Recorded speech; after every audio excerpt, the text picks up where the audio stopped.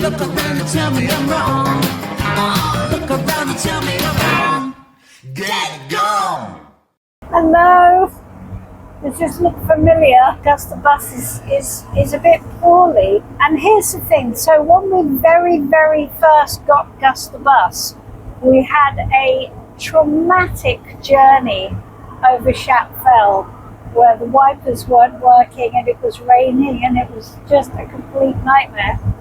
And now we've got the engine management light on in Gus, and we're literally heading up towards Shap Fell as we speak. Anyway, so Shap Fell, in case you don't know, is in Cumbria, so we're heading up to Scotland as we speak. We're heading up to see the kids, as they are collectively known, Lisa and Laurie. This is the first time we've been able to get away, because obviously we've been taking care of my dad, who is much better.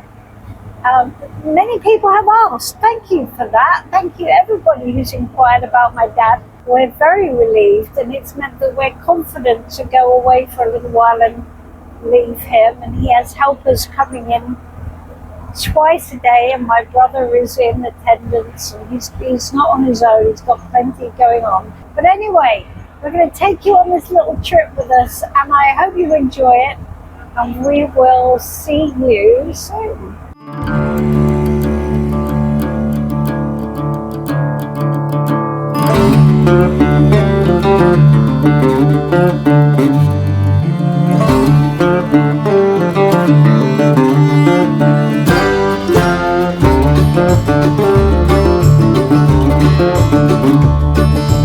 So we made it across Shap Fell. We were a little bit worried, but actually Gus the Bus has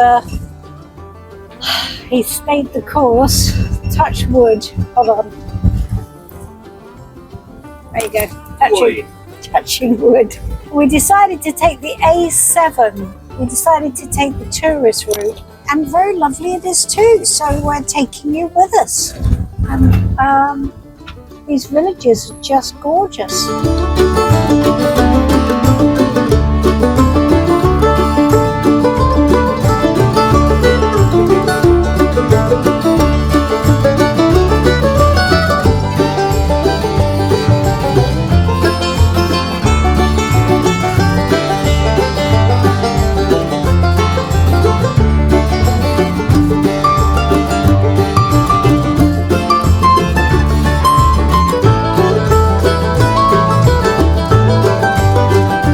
This is Hike, and this is one of Geoff's favourite towns. He really likes it here. He's been on tour in Scotland a few times as a musician, and there was a flat in Hike that he used to stay in.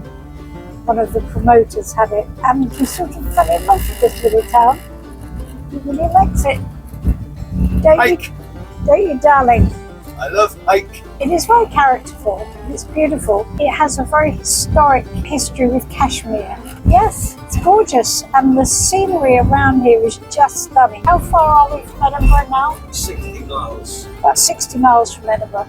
So we're still in the borders, and it's just stunning. Absolutely gorgeous.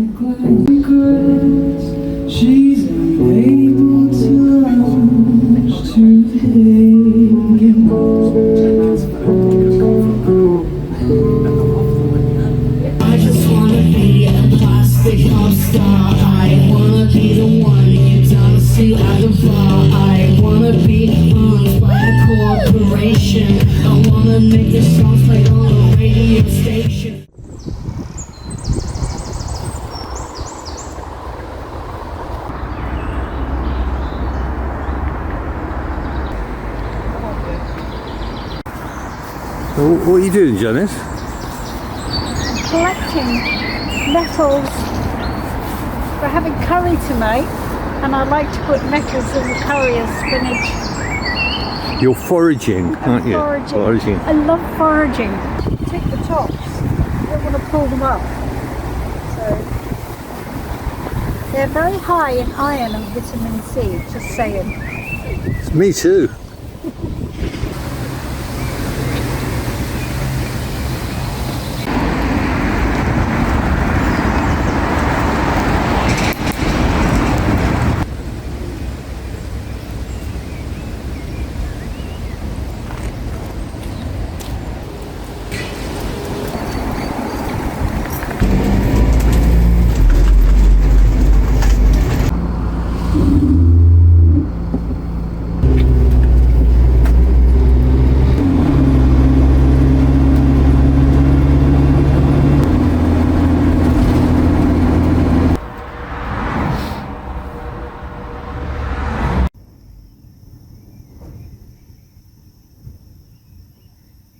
So we're very happy to be back in Dysarts. I wanted to talk about tonight's dinner because we are cooking and we're using our nettles. Here are the nettles in the bowl, rubber gloves at the ready. And what we do is we have to blanch them. And once we blanch them, they're not stingy anymore. So I've given them a really good wash, courtesy of the rubber gloves, because I'm hypersensitive to nettle stings.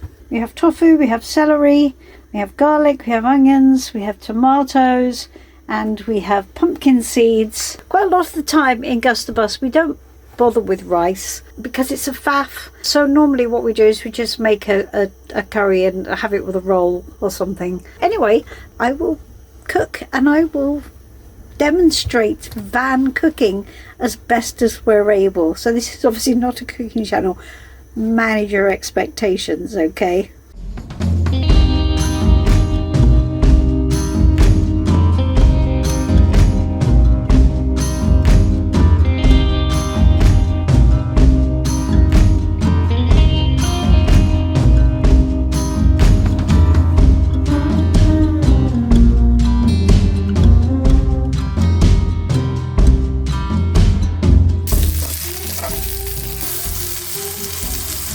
So this is how I normally do it. I fry up onions and garlic and I've got some pumpkin seeds in there. Put all the spices in, turmeric, cumin, the coriander and some cayenne pepper as well. We have to be a bit careful in the van with cayenne pepper. We have very little ventilation. It makes me cough terribly. I'm going to put in the tofu and the celery and the tomatoes, and I may do some new potatoes, let's see, or some chickpeas. Okay, so I've blanched my nettles. They are no longer stingy. I don't really want the stems in. I don't think there is a problem with them, but nevertheless I'm not keen. I've been cooking with nettles for a long time actually, and it used to be a bit of a tradition in our family that we would make nettle soup in April when the nettles were, you know, really new. And every year we would make nettle soup, and I haven't done it for ages, and this year I've rekindled the nettle tradition. I've saved the nettle water and we can use that as stock. Okay, so I have all my ingredients in the pan. I did decide to add chickpeas as well, so this is looking really good. All I have to do is add some liquid to make the sauce. I should probably use the nettle water. Geoff is back from the shop. Say hi, Geoff. Hi, Janis. Nettle water. That sounds very, very attractive. He's used to it. I'm Okay. salivating at the thought of But it. this is why he looks so young and healthy, right? Because of my health. Maybe it's nutrition. because I've always avoided nettle water. Well, we'll report back as to the effects of the nettle water. Let's just see, shall we? So go on then, Geoff. What's it like? What's the verdict? Great. Very nice. Yeah. And what do we think of the nettles? The nettles make all the difference. Try mine. Anyway, bon appetit.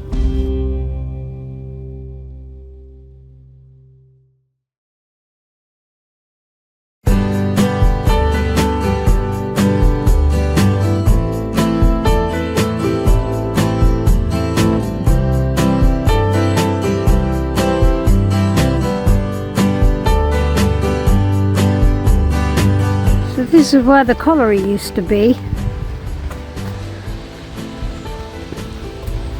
Long gone.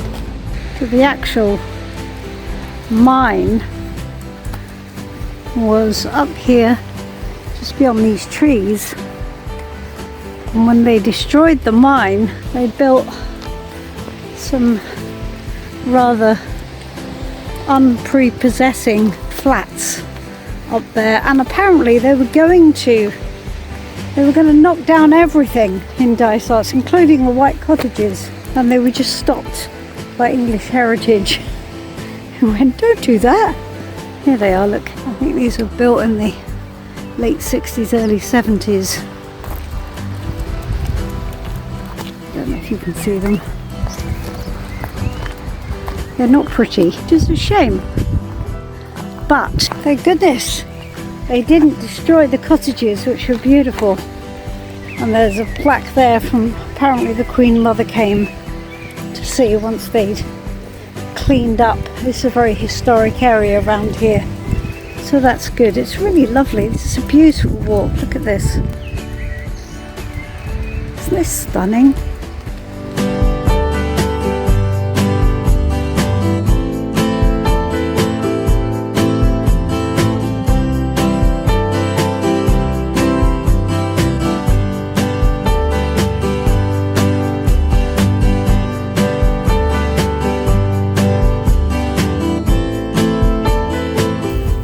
Wow, I'm really fascinated by this hill segment.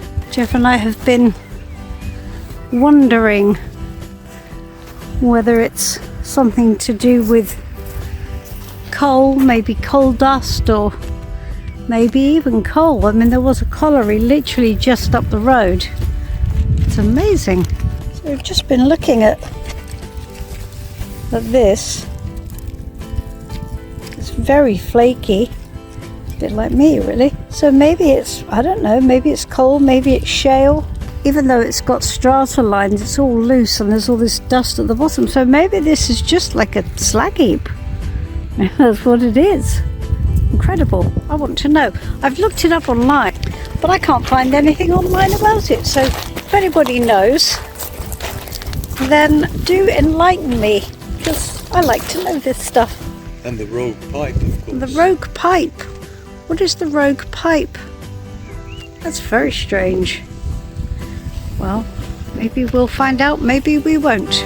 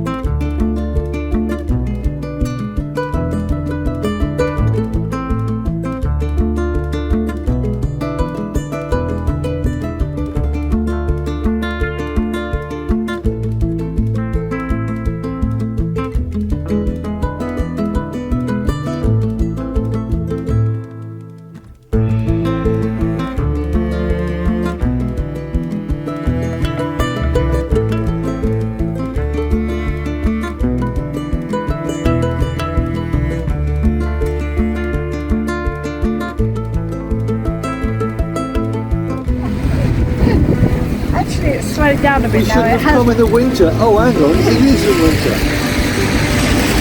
Okay, no, it has slowed down now.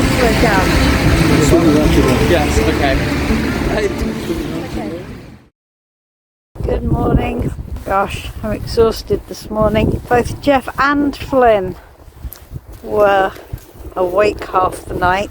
The trouble is, in a bus or in a camper van of any sort, if one of you isn't sleeping, none of you are sleeping. So it's pretty brutal. But never mind.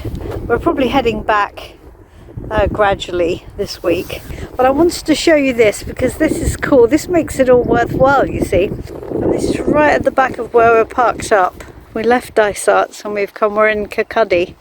And This is the beach where we're parked, and this is a way to spend the day. Normally you only get this if we go somewhere, Portugal or Spain or somewhere, but this is just stunning. What a beautiful way to start your morning. Flynn is very happy. There he is. Whoops. Found a friend. This is not bad, is it? Not bad at all.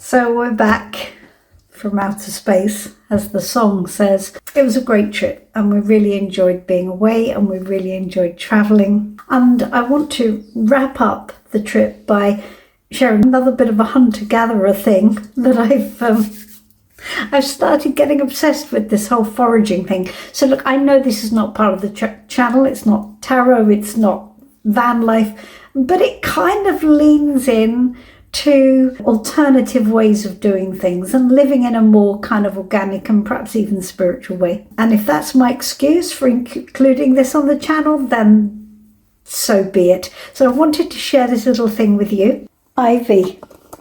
So here we go. So I've started making our own washing up liquid and clothes washing liquid. So basically just washing liquid. And I tried this because I actually saw it on TikTok. And I thought, oh, that looks fun, because that's the kind of mad person I am. And it works brilliantly. So I'm going to end this week's video with how to make your own washing up liquid, because this makes me feel like I'm just sort of back on the road, living a more homesteady kind of life, because that's what the whole van life trope is about, isn't it? It's a sort of homesteady type of thing, where we're living a bit more in the moment, and we're perhaps living everything we do is conserving in the van. We conserve water, we conserve food. So this is just makes me feel like I'm kind of in that energy. So I'm going to show you how to do it. And you can do it too, if you wish. So you're going to need bog standard ivy. And all you do is you just snip it into the saucepan. There we are. There it is. And you'll probably want maybe 60 to 100 leaves. I've got a load here.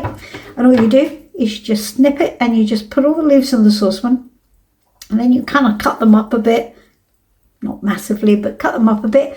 Cover them with boiling water. Simmer them for 15 minutes. Leave it to go cool. And you're done.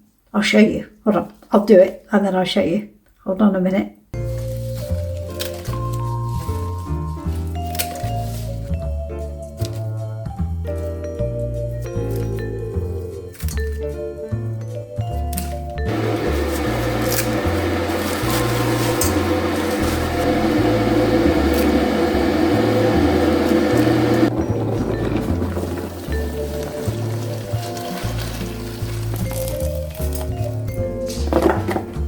We're going to boil that up. That's going to be like that for 15 minutes. And then it's going to go cold. And then tomorrow, when it's steeped overnight, we're going to have our washing liquid. So forgive me for doing this. I find it fun. I thought I'd share it with you as a lovely way to end our trip out into the wild, trying to bring a bit of the wild into life. So it is the next morning, and my washing liquid has been steeping all night. There it is. There we go. All we have to do now is put it in the container, which I have ready, and use it. And it's that simple, and it's awesome, and it makes me look forward to doing a wash. Okay, I know it's crazy, but just, you know, Humour me, guys. Humour me. All right. See you later. Bye. Hello. Thank you for watching our video. If you're interested in the world of tarot and would like to explore further and would like to know how to bring tarot to life so that it makes sense in the real world, I'd like to invite you to explore the Tarot Tribe. The Tarot Tribe is my personal membership, and inside you'll find a community of tarot students just like you, lots of bite-sized mini courses, a new one every month, and new spreads, demo videos, a clinic with me every month, and also discounts on readings with me once a quarter. So if you'd like to explore that, I would love to see you on the inside. Here's the link. I look forward to seeing you soon. Bye bye for now.